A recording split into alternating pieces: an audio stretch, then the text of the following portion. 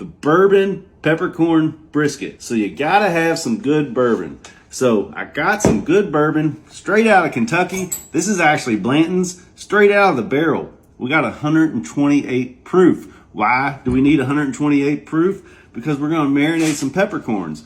Peppercorns, when they're harvested as a berry, right? And so these farmers grab these berries and set them out to the side of the road, and then they get like pooped on by a bird flying over. And so they have to kind of be sanitized. So I got some garlic cloves here. You can see I cut the tops and the bottoms off of them. And I'm gonna throw those right in the middle here.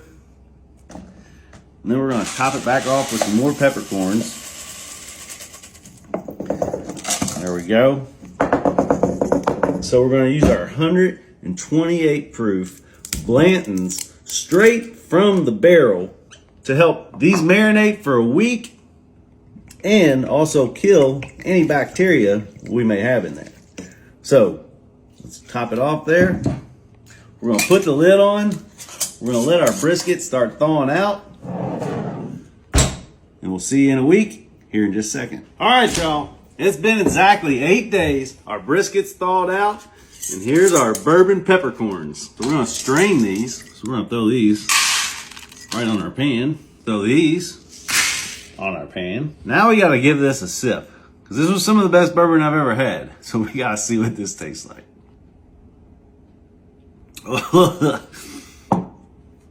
Okay. You can actually tell that is really good bourbon. But that is not good. No. I'm definitely saving this for a special occasion. We're just gonna spread these out.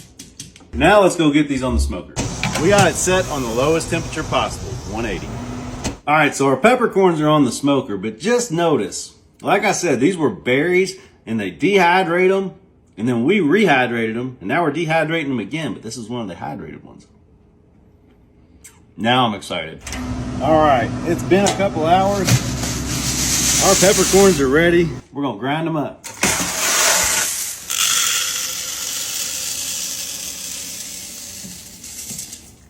That would have been a disaster without my handy dandy funnel. And we blend. All right, so now let's make our seasoning for this brisket. We got about 1/3 of a bottle of Dano's Chipotle. That's the maroon top. We're gonna add that in. Then we got about 2/3 of a bottle of the Dano's Crunchy. We're gonna use about half of that. And that's gonna be our rub. Let's give it a shake. So last time I made a brisket, I didn't trim it at all. It was straight out of the package. So that's exactly how we're gonna do this 11-pound Wagyu brisket. Pat it off a little bit. Look at that thing. So I'm gonna cook this with the fat side down, because what I'm trying to do is keep this flat meat away from the heat. So we're gonna cook it like this, but that means we're gonna season this side first. Some yellow mustard as a binder, and some sriracha too. Get that all rubbed around. Now what you don't want is a thick pasty coat like that right there. Just kind of get it thinned out, just like this. Now we're going in with just a little bit of kosher salt. Just a little bit. That's plenty. Now we're gonna heavily coat this in our spices. Pat it in and do it again. Use your hand on the side like this, pat it in as you sprinkle. Now we give it a flip and do the other side. Sriracha and mustard. Rub it around. This is the most important side, because this is the side going up, so this is where your bark's gonna be. Sprinkle and pat. And there you have it, folks. We used all of it. Now we're heavily coated. Now let's go on the smoker. Let's go. Our 11-pound brisket is on. It's 2:35 p.m. and it's actually set to 235 degrees. All right, it's been about 7 hours. Let's go grab our brisket. All right.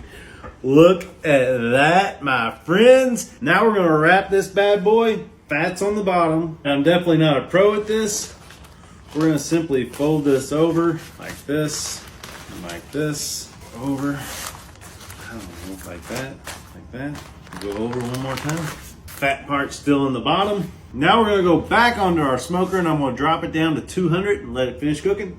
We'll see you about 6 a.m. All right, y'all, it's 6:30. It's been sitting at 195 since about 9 o'clock last night. Let's see how tender it is. Still smoking. Let's poke it. So this only probed at like 185, but it was tender.